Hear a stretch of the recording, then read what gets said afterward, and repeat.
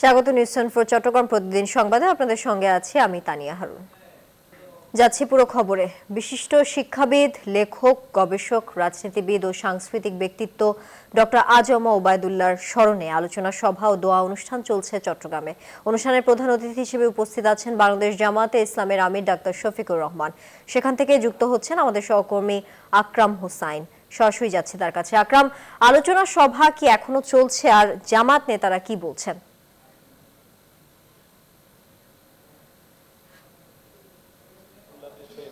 ধন্যবাদ তানিয়া। আপনি যেমনটি বলছিলেন, আপনার মাধ্যমে আমরা দর্শকদের জানাতে চাই, সেটি হচ্ছে চট্টগ্রাম মহানগর জামায়াতের নায়েবে আমির ডক্টর আজম ওবায়দুল্লাহর স্মরণ সভা চলছে, যেখানে দোয়া অনুষ্ঠানের আয়োজন করেছে বাংলাদেশ জামায়াতে ইসলামী চট্টগ্রাম মহানগর শাখা।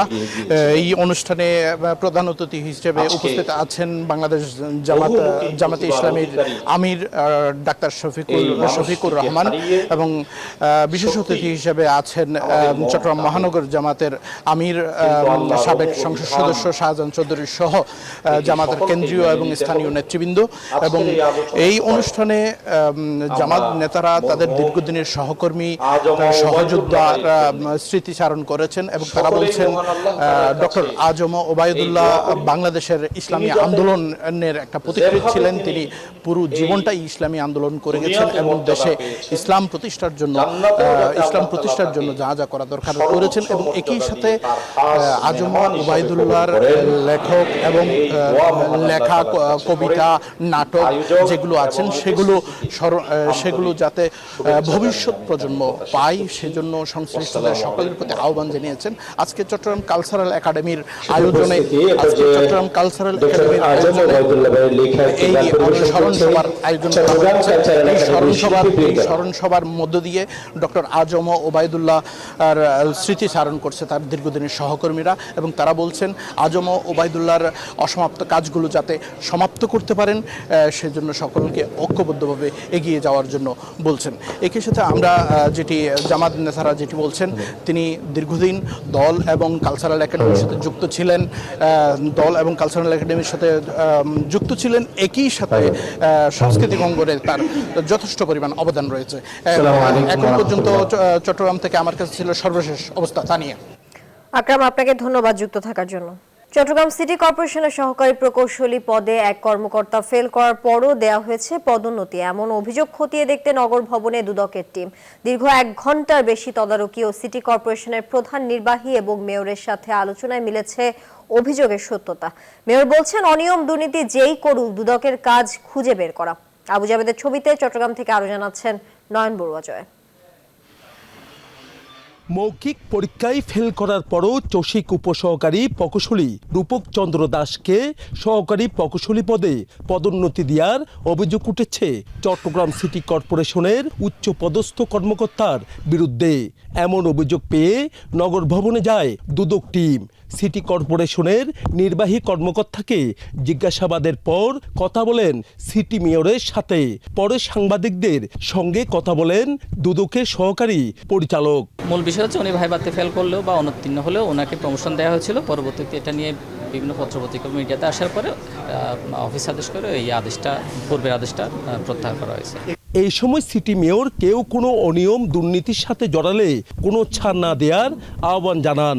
অবশ্যই দুদকের কাজ করবে দুর্নীতি দমন কমিশন, কারণ তারও একটা সংস্থা, তাদেরও এটা 100% রাইট আছে। আমাদের যদি কোনো অফিসার কোনো দুর্নীতির সাথে যুক্ত থাকে অবশ্যই তার বিচার হতে হবে। 21 এপ্রিল এক অফিস আদেশে বিতর্কিত রূপক সহ আরও 3 জনকে পদোন্নতি দেয়া হয়। 6 মার্চ অনুষ্ঠিত মৌখিক পরীক্ষায় রূপক অকৃতকার্য হন। ওই দিন মোট 8 জন উপসহকারী প্রকৌশলীর মৌখিক পরীক্ষা নেওয়া হয়। নয়ন বড়ুয়া জয়, নিউজ 24, চট্টগ্রাম। একটি বেসরকারি ট্যুরস অ্যান্ড ট্রাভেলস উদ্যোগে হাজিদের হজ প্রশিক্ষণ ও প্রীতি সমাবেশ হয়েছে। মঙ্গলবার চট্টগ্রামের হাটহাজারী উপজেলার একটি রেস্টুরেন্টে এই প্রশিক্ষণ ও সমাবেশের আয়োজন করা হয়। এ সময় হাজিদের হজ সম্পর্কে বিভিন্ন দিক নির্দেশনা ও প্রশিক্ষণ দেওয়া হয়। অনুষ্ঠানে মাওলানা নাসির উদ্দিন মনিরের সভাপতিত্বে প্রধান অতিথি ছিলেন হাটহাজারী মাদ্রাসার প্রধান মুফতি আল্লামা শেখ আহমদ।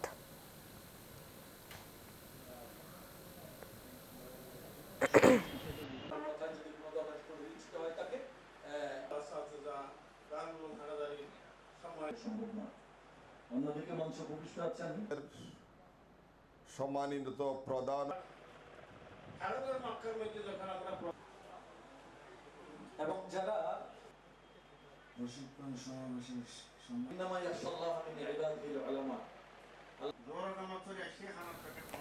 চাঁদার টাকা না পেয়ে ইসলামী আন্দোলন বাংলাদেশ চট্টগ্রাম মহানগর শাখার মুক্তিযোদ্ধা বিষয়ক সম্পাদক আব্দুল্লাহ আল ইসলাম সোহাকে যুবলীগ নেতা বানিয়ে মামলা দেওয়ার অভিযোগে সংবাদ সম্মেলন হয়েছে। মঙ্গলবার দুপুরে ইসলামী আন্দোলন বাংলাদেশ চট্টগ্রাম মহানগর কার্যালয়ে এই সংবাদ সম্মেলনের আয়োজন করা হয়। এ সময় মিথ্যা অপপ্রচারের তীব্র নিন্দা জানানোর পাশাপাশি সোহাগ ও তার বাবার বিরুদ্ধে দায়ের করা মিথ্যা মামলা প্রত্যাহারের দাবি জানান বক্তারা।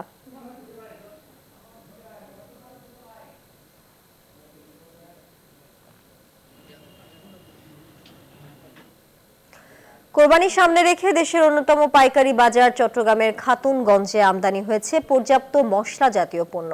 বাজারও রয়েছে স্থিতিশীল, তবে ভোক্তারা বলছেন সিন্ডিকেটের কারসাজি সক্রিয় হলে ফের অস্থির হয়ে উঠতে পারে বাজার। তাই নিয়মিত বাজার মনিটরিং এর দাবি তাদের। চট্টগ্রাম থেকে রতন দাসের ক্যামেরায় ইশতিয়াক খানের রিপোর্টে থাকছে বিস্তারিত। কোরবানি ঈদের সময় যত ঘনিয়ে আসছে ততই বেচা বিক্রি জমে উঠেছে মশলার বাজারগুলোতে। দেশের সবচেয়ে বড় পাইকারি বাজার খাতুনগঞ্জে এবার পর্যাপ্ত সরবরাহ থাকায় মশলা জাতীয় পণ্যের দাম রয়েছে স্থিতিশীল। হাতের নাগালে আছে পেঁয়াজ, রসুন ও আদার দাম। এছাড়া হলুদ 210 টাকা, কাঁচামরিচ মানবেদে 160 থেকে 290 টাকা, জিরা 550 টাকা থেকে 600 টাকা, গোলমরিচ 1100 টাকা, সাদা সরিষা 300 টাকা, কিশমিশ 525 টাকা, দারুচিনি 360 থেকে 470 টাকা, কালিজিরা 365 টাকা, তেজপাতা 120 টাকা, জয়ত্রী বিক্রি হচ্ছে 2700 টাকায়। মোটামুটি সব কিছুতে দাম কম আছে, অনেক কমে গেছে। গত মাস আগের মাস গত বছরের চেয়ে অনেক কম আছে।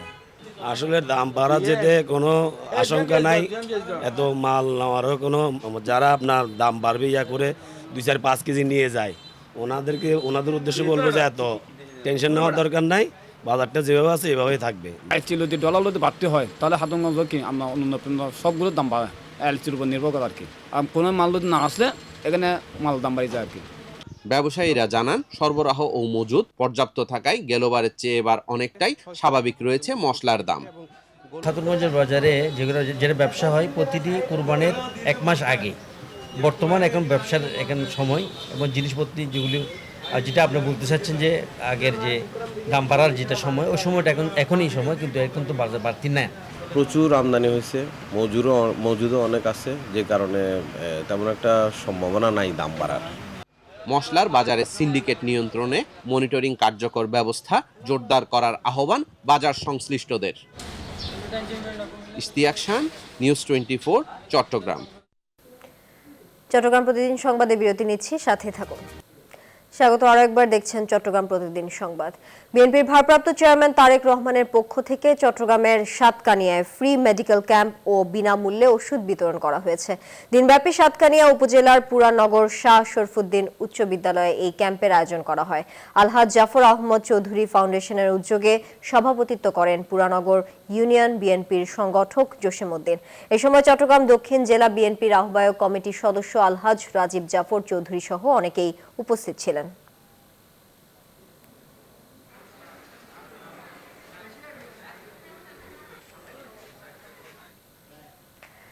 নোয়াখালীতে কাঁচা বাজারে নিত্যপণ্যের দামের ঊর্ধ্বগতি, এ বিষয়ে আরো জানাতে নোয়াখালী থেকে যুক্ত হচ্ছেন সহকর্মী আকবর হোসেন সোহাগ। সোহাগ, নিত্যপণ্যের বাজার কেমন দেখছেন এই মুহূর্তে, আর ক্রেতা বিক্রেতারা কি বলছেন?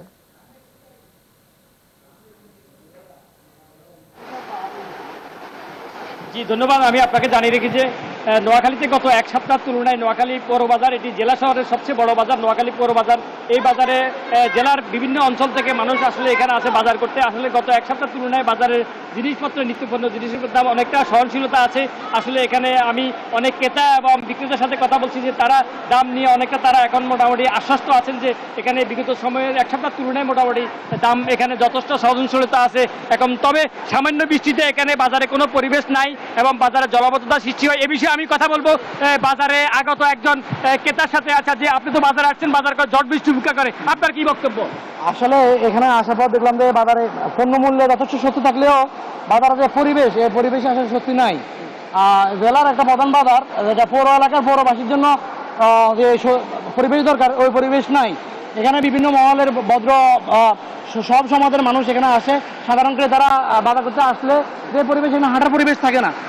আসলে এখানে পৌর যে প্রশাসন আছে এবং জেলা প্রশাসনের প্রতি দৃষ্টি আকর্ষণ করি, তারা যেন যথাযথ মনিটরিংয়ের মাধ্যমে এই সমস্যাগুলো সমাধান করে দ্রুত। আপনি শুনছেন যে বাজারে একজন ক্রেতা তিনি জানিয়েছেন যে বাজারেও কোনো পরিবেশ নেই, সামান্য বৃষ্টিতে কিন্তু বাজারে জলবদ্ধ সৃষ্টি হয়। এই একটু আগে প্রায় আধা ঘন্টার বৃষ্টিতে বাজারে পানিতে সয়লাভ হয়ে গেছে। এখানে এই ঝড় বৃষ্টি উপেক্ষা করে এখানে ক্রেতা তারা বাজার করতে এসেছেন। তাদের একটাই দাবি যে বাজার যেন পরিবেশ ফিরিয়ে আনা হয়। নিত্যপণ্যের দাম অনেকটা সহনশীল থাকলেও কিন্তু বাজারে কোনো পরিবেশ না থাকার কারণে ক্রেতারা এখানে বাজার থেকে মুখ ফিরিয়ে নিচ্ছে। আসলে তো এই ক্রেতা এবং বিক্রেতা এবং ব্যবসায়ীরা প্রশাসন, পৌর প্রশাসন, জেলা প্রশাসন সহ উপজেলা প্রশাসনকে দাবি জানিয়েছেন যে যেন অবিলম্বে বাজারে মনিটরিং করা এবং জিনিসপত্র যেন তারা সহনশীলতা রাখতে এই ধরনের দাবি জানায় এবং বাজারে পরিবেশ ফিরিয়ে আনার দাবি জানান। এই ছিল আমার কাছে নোয়াখালী পৌর বাজার থেকে সর্বশেষ। সোহাগ, আপনাকে ধন্যবাদ নোয়াখালী থেকে যুক্ত থাকার জন্য। খাগড়াছড়িতে গরুর খামারে সফল সুজন নামে এক উদ্যোক্তা। বর্তমানে তার খামারে রয়েছে 20টি গরু। ঈদুল আজহাকে সামনে রেখে পশু লালন পালনে ব্যস্ত সময় পার করছেন তিনি। জহুরুল আলমের তথ্যচিত্রে ডেস্ক রিপোর্ট। উদ্যোক্তা সুজন 2019 সালে খাগড়াছড়ির সদর থেকে 5 কিলোমিটার দূরে এপিবিএন এলাকায় গড়ে তোলেন ডেইরি ফার্ম। সে সময় তার খামারে 6টি গরু থাকলেও বর্তমানে তার খামারে রয়েছে 60টি গরু। কোরবানির ঈদকে সামনে রেখে পশু লালন পালনে ব্যস্ত সময় পার করছেন তিনি। খামার মালিক সুজনের অভিযোগ, গবাদি পশুর জাত উন্নয়ন করার লক্ষ্যে গরুর কৃত্রিম প্রজনন বীজের মূল্য সরকারিভাবে 75 টাকা নির্ধারণ করা হলেও প্রাণী সম্পদ বিভাগের কর্মকর্তারা নিচ্ছেন 300 টাকা। সরকারিভাবে যে সারা বাংলাদেশে প্রণোদনা দিচ্ছে, সরকার ভর্তুকি দিচ্ছে, কিন্তু 3 পার্বত্য জেলার মধ্যে বিশেষ করে খাগড়াছড়ি জেলাতে আমরা কোনো কিছু পাই নাই। আর এই বিষয়টি খতিয়ে দেখে ব্যবস্থা নেওয়ার আশ্বাস দিয়েছেন সংশ্লিষ্টরা। সরকারি সুবিধাগুলো ওরা যেন বিনামূল্যে পায়, এই ব্যাপারে আমাদের ডিপার্টমেন্ট, আমাদের জেলা প্রাণী সম্পদ কর্মকর্তা মহোদয় বা আমি সদরের উপজেলা লাইভস্টক অফিসার আছি, প্রত্যেক উপজেলায় যে উপজেলা লাইভস্টক অফিসাররা আছেন সবাই কিন্তু খুব আমরা সতর্ক এই ব্যাপারে। তার এই খামারে কাজ করে স্বাবলম্বীও হয়েছেন অনেকে। তো এই জায়গায় কাজ করে যেই আমি পারিশ্রমিক টাকা পাই, এই টাকা আমার সংসার আলহামদুলিল্লাহ খুব ভালোভাবে চলে। কাজ করি এই ফার্মের যাবতীয় কাজ, ঘাস কাটা বা খড়মর সবকিছুই গরুকে খাওয়া A to Z। সরকারি পৃষ্ঠপোষকতা পেলে এই জেলায় খামারের সংখ্যা আরো বাড়বে বলে মনে করেন প্রাণী সম্পদ কর্মকর্তারা। শান্তা ইসলাম, ডেস্ক রিপোর্ট, নিউজ 24। নানা আয়োজনে খাগড়াছড়িতে পালিত হলো বৃহত্তর পার্বত্য চট্টগ্রাম পাহাড়ি ছাত্র পরিষদের 36তম প্রতিষ্ঠা বার্ষিকী। এই উপলক্ষে জেএসএস-এমএন, লার্মা ও ইউপিডিএফ গণতান্ত্রিক সমর্থিত 2 ছাত্র সংগঠনের উদ্যোগে পৃথক র্যালি ও সমাবেশের আয়োজন করা হয়। সমাবেশ ও র্যালিতে খাগড়াছড়ির বিভিন্ন উপজেলার সংগঠনের নেতাকর্মীরা অংশ নেন। পার্বত্য চট্টগ্রাম চুক্তির 27 বছর পরও চুক্তির পূর্ণাঙ্গ বাস্তবায়ন না করায় ক্ষোভ প্রকাশ করেন বক্তারা। পাশাপাশি ভূমি সমস্যা সমাধানে স্থায়ী ভোটার তালিকা প্রণয়ন, পার্বত্য জেলা পরিষদ ও আঞ্চলিক পরিষদ নির্বাচনের দাবি জানান তারা।